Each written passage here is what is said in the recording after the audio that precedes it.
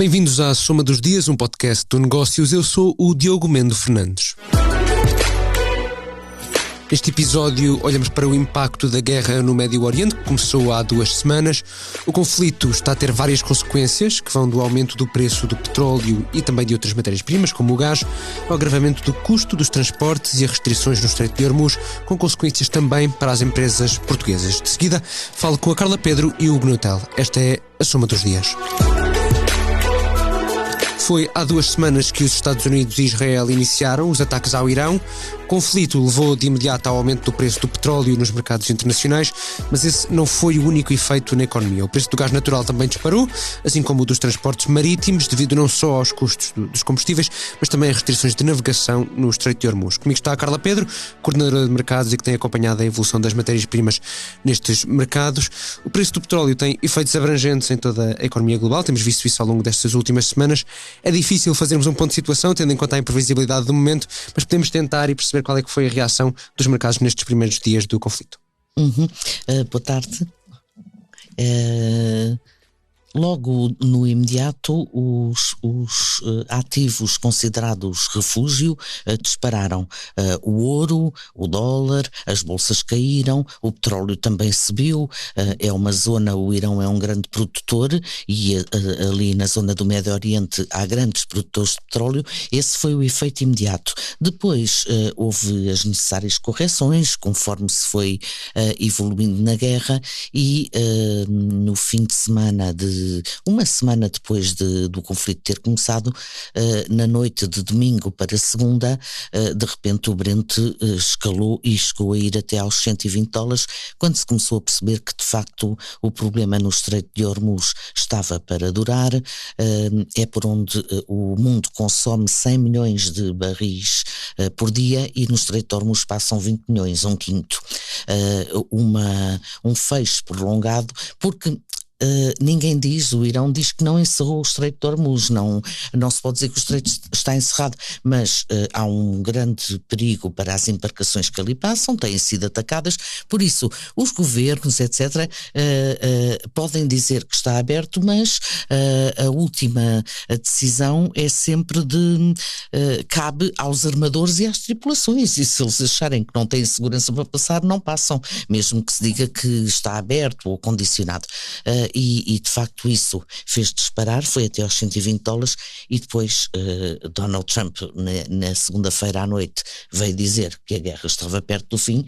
Tivemos de imediato uma correção, começou a cair imenso, e entretanto veio na quarta-feira o anúncio da libertação de reservas estratégicas, e seria de esperar que os preços caíssem mais um pouco. Não, dispararam 5%, hoje estão a disparar em torno dos 10%, por esta altura. Já voltou o Brent do Mar do Norte, que é referência para as importações portuguesas, voltou a superar os $100, está aliás em torno dos 101. E em que cenário é que podemos ter o preço do Brent continuado em torno dessa fasquia dos $100 ou acima mesmo? Pois o Goldman Sachs e outras casas de investimento já vão falando que o preço do Brent do Brent e do West Texas Intermediate, que é o crudo de referência dos Estados Unidos, podem rapidamente superar os máximos históricos que foram atingidos no verão de 2008, o que significa chegarem aos $150 por barril. E para isso basta, porque uma coisa que se tem referido bastante é que esta libertação das reservas estratégicas é um analgésico, não é uma cura. Elas acabam, se o Estreito de Hormuz continuar encerrado, isto é um grande problema e rapidamente o petróleo pode de facto ir marcar novos máximos históricos. Vamos então a essa questão das reservas. O tema tem estado em cima da mesa, lá fora, em Portugal também. O nosso Primeiro-Ministro já anunciou a libertação de 10% das reservas. Como é que funciona na prática? Já disseste que o efeito não tem sido exatamente a descida dos preços, mas para que é que servem e para que é que têm sido usados? O conceito das reservas estratégicas, o primeiro grande choque petrolífero foi em 1973-74, com o embargo dos países árabes da OPEP, aos países que apoiavam Israel na guerra do Yom Kippur. E nessa altura foi um grande salto nos preços, e a Agência Internacional de Energia foi criada precisamente para tentar combater esta dependência e para que não voltasse a acontecer o mesmo. Foi criada em 1974 e com ela nasceu o conceito das reservas estratégicas de petróleo, que são estoques de emergência que todos os países membros, Portugal faz parte, são 32 membros, todos os países membros devem ter o equivalente a 90 dias de importações líquidas de petróleo. Ou seja, se durante 90 dias não surgir produto de lado nenhum, durante 90 dias o país consegue sustentar-se. O que acontece é que quando há um problema desta natureza, como o que está a acontecer agora, a Agência Internacional de Energia, é a Agência Internacional de Energia, mesmo quando são apenas países do G7, que estabelece qual é o volume que é libertado e que rege todo o processo. Depois cada país liberta a sua parte, no nosso caso são 2 milhões de barris, 10%, mas é a Agência Internacional de Energia que rege tudo isso, e quando as coisas estabilizam, os países têm que voltar a reconstituir as suas reservas para tentarem ter os tais 90 dias. O que é que acontece aqui? 400 milhões de barris, que é o que foi anunciado que vai ser libertado, o mercado reage de imediato, mas não reage a cair como seria de esperar, porque 400 milhões equivale a 20 dias de petróleo que se perde na passagem do Estreito de Hormuz. E já há países com bastantes problemas. O Japão, por exemplo, mais de 80%, 90% do petróleo que importa vem do Médio Oriente. E o que é que isto acontece? O petróleo que é libertado não é libertado exclusivamente para uso nacional. Isto é uma pool solidária, ou seja, os países que estão com mais problemas começam a poder recorrer a essas reservas. As reservas são de 1,2 mil milhões de barris. 400 milhões significa que já vai 1/3. Ou seja, se este problema continuar, só há mais 2/3 e estas reservas esgotam-se. Além de que demoram a chegar ao mercado. Fala-se que poderão ser 2 meses. Ontem em Espanha até o Ministro da Energia até falava que poderiam ser 3. E tudo isto, se continuar a não passar petróleo por Hormuz, é muito complicado. Por isso o que se fala é que o problema já não é uma questão de preço, é mesmo crudo físico, não está a chegar, há danos nas infraestruturas, já começaram a ser atacadas infraestruturas petrolíferas no Médio Oriente, e com os ataques aos petroleiros todo o fluxo mexe, depois chega aos combustíveis e a tudo o resto. Aliás, as rotas marítimas, as embarcações ao terem que contornar e optar por outras rotas, têm voltas muito mais dispendiosas em termos de seguros, de combustível, tudo, porque tem que dar voltas muito maiores. Vamos agora também a outros ativos que têm beneficiado de uma forma ou sido penalizados.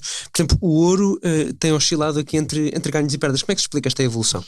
O ouro é o ativo refúgio por excelência e subiu logo bastante. O ouro tem vindo a ter a subida que nós sabemos, não é? Nos últimos 3 anos esteve sempre a subir. E a tendência são as compras dos bancos centrais, etc. É um valor refúgio a que as pessoas acorrem imediatamente. Subiu bastante, só que o que acontece? Houve correções porque o dólar, que também é um ativo considerado seguro, o dólar, o franco suíço, também subiu, e como o ouro é denominado em dólares, fica menos atrativo para quem negocia com outras moedas. Por isso é que tem tido este sobe e desce. De qualquer das formas, a tendência de base é que o ouro continua a valorizar, não se fala em bolha porque tem os fundamentais são de uma resiliência enorme, e a maioria dos analistas, muitos já falam que chegará aos 6.000, aliás superará, há quem fale em $6.300 por onça já este ano. Ou seja, este deverá ser só apenas um pequeno percalço no caminho de subida. Obrigado, Carla Pedro. E os mercados das matérias-primas, e agora os efeitos nas empresas portuguesas. Numa economia cada vez mais global, ninguém está a salvo da subida do preço do petróleo. Portugal também não é exceção. Comigo está o Hugo Neutel, coordenador da secção de empresas. Olá, Hugo. Viva. Qual é que tem sido até agora o impacto nas empresas nacionais, fazendo assim um ponto de situação? Tem sido um impacto generalizado. Vamos tentar sistematizar aqui, começando pela parte que talvez seja mais evidente, mas vale a pena sistematizar. Evidentemente, quando o petróleo se torna mais caro, como ouvimos a Carla Pedro explicar, tudo se torna mais claro. Por motivos evidentes, através do petróleo que se fazem os combustíveis que servem para alimentar uma parte muito grande dos transportes que circulam por toda a economia e, portanto, essa parte é abrangente e atinge qualquer setor de atividade. Por aí vem imediatamente um acréscimo de preços. Mas não é só através desta forma. Por exemplo, nós vimos no início deste conflito que houve também um ataque a uma central de gás, o que levou o preço do gás natural a atingir limites muito grandes, repentinamente, um dia para o outro subiu imenso. Onde é que isto impacta? Em, sobretudo, setores que são muito intensivos em energia e que usam intensivamente o gás natural, e há uma parte muito grande da economia, e em setores que já vamos ver um bocadinho mais à frente, Diogo, setores industriais, sobretudo, que usam intensivamente o gás natural e que, portanto, veem os seus preços, os seus custos de produção aumentar imenso. Os próprios postos de combustível, nós tivemos a oportunidade de falar, nós estamos a gravar numa quinta-feira, falámos hoje mesmo com a ANAREC, que é a associação que representa os revendedores. A gente esquece muitas vezes desta parte, mas os próprios postos, sobretudo aqueles mais pequenos, familiares, como vemos tantas vezes no interior do país, têm muitas dificuldades em eles próprios lidar com o aumento de custos, que também têm. Eles estão a vender um produto que é mais caro, mas também estão a pagar mais para ter esse produto nos seus depósitos, para poder, por sua vez, vender aos clientes. Quando o combustível se torna mais caro, também se torna mais caro o combustível que eles pagam aos transportadores que lhes levam o combustível para os seus tanques. E, portanto, há aqui um círculo vicioso de efeitos que acabam por ser transversais à economia, mas agora, se quiser, já podemos ir a mais detalhes. Temos falado muito da aposta nas energias renováveis. Todos os anos vemos os números a crescer de energia que usamos renováveis. Não nos devia proteger destes impactos? De alguma forma, sim, e de alguma forma protege. Aliás, nós vimos isso quando foi a guerra na Ucrânia, não é? Em que passámos por um fenómeno semelhante a este na natureza, não tanto na dimensão, que foi muito mais forte do que aquele que está a ser até agora, pelo menos. Vamos ver o que é que o futuro trará em relação aos preços da energia. E sim, de alguma forma protege. Agora, proteger não significa isentar, não é? E, portanto, nós não ficamos livres, como o resto do mundo, como seria de qualquer forma impossível, da alta dos preços da energia. Sobretudo nos tais setores que eu referi, que são mais intensivos. Aí não há eólicas que valham a uma metalúrgica que precisa de um forno que dá 5.000 graus de temperatura ou 10.000 para fundir determinada matéria-prima, para fazer moldes metálicos de alguma coisa que vai vender. Aí não há eólica ou painel solar que substitua essa fonte. E, portanto, fazendo aqui o salto, Diogo, para os vários setores, sim, há exemplos. Eu acabei de dar o da metalurgia, que às vezes as pessoas esquecem-se, mas é o principal setor exportador nacional. Todos os anos, há muitos anos que é o principal setor, máquinas e equipamentos, que sofre muito com isto. Este ano estão a ter uma dificuldade adicional, é que numa conversa que hoje mesmo eu tive também com um representante do setor, ele explicou-me uma coisa, é que este setor todos os anos se protege ou se tenta proteger dos aumentos do custo da energia através daquilo que na aviação chama-se hedging, que é a compra por antecipação a assinatura por antecipação de contratos de aquisição de energia, tentando alguma previsibilidade de preços e não estarem sujeitos às flutuações diárias do mercado. Isso este ano também está a acontecer, mas esses contratos ainda estão em negociação. Significa que já vão refletir, pelo menos de alguma forma, os aumentos dos preços da energia que se estão a sentir nos mercados. E, portanto, setores como este que eu disse, a metalurgia ou a cerâmica, também, por motivos semelhantes, precisam de fornos enormes que consomem imensa energia. Uma parte muito grande desses fornos são alimentados a gás natural, que lá está, vimos há pouco, já tiveram um pico. Entretanto, já baixou o preço, mas tiveram um pico. E, portanto, voltando à tua pergunta inicial, a aposta nas energias renováveis, sim, é uma aposta que de alguma forma ajuda a proteger o país, mas não consegue substituir por completo os outros, nos setores mais intensivos, não consegue proteger da alta do preço de outras formas de energia.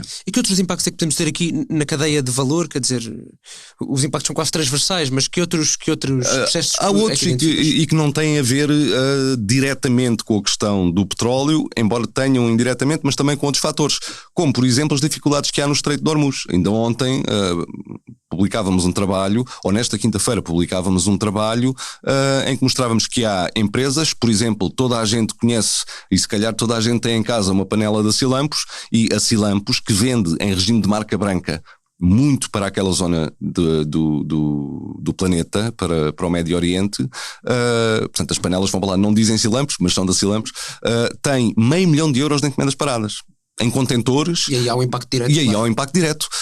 Não é só por via do petróleo, também é porque o transporte de contentores, o transporte marítimo, também ele se tornou mais caro porque o petróleo subiu e, portanto, os combustíveis subiram, e também muitos armadores deixaram de passar por uma questão de segurança naquela zona do globo, o que significa que para virem para a Península Ibérica e para entrarem no Mediterrâneo e para a Europa têm que dar a volta à África, o que é um percurso muito mais longo, mais caro, curioso, enfim, claro. há aqui uma catadupa, uma cascata, digamos assim, uma escadinha de fatores que levam a isso. Este das encomendas é um dos mais preocupantes, de navios que ou estão parados para sair, porque não conseguem sair para ir para lá, ou não têm segurança para ir para lá, ou estão ainda na origem quando vêm para cá. Enfim, há aqui um conjunto vasto de fatores que não têm a ver diretamente com o preço do petróleo, mas que também impactam. Há ainda outras empresas que, tendo negócio naquela zona do planeta, por exemplo, nós falámos com uma que produz uniformes de várias companhias de aviação, da TAP também, mas de várias companhias de aviação daquela zona. Estavam prestes a fechar contratos com algumas companhias de aviação daquela zona, e esses clientes estão agora a adiar decisões, não sabem o que é que vai acontecer. É o caso, por exemplo, da Jordan Airlines e de outras companhias daquela zona que estavam a contratar a produção desses uniformes dos pilotos, dos comissários de bordo, não é? Das assistentes de bordo e dos assistentes de bordo para a sua, enfim, linha, e agora adiaram decisões, não sabem o que vai acontecer. Provavelmente o impacto dependerá também da duração do conflito. O impacto dependerá naturalmente da duração do conflito. Empresas como esta têm a esperança que, enfim, trata-se aqui apenas do adiamento de alguns negócios e não do seu cancelamento. Mas, enfim, dada a imprevisibilidade daquilo que estamos a viver, os receios são, sim, generalizados. Muito obrigado, Hugo. Assim terminamos mais um episódio da Soma dos Dias. Marcamos encontro para de hoje a 8, porque em todas as semanas há histórias para contar. Obrigado por ouvir. Até lá.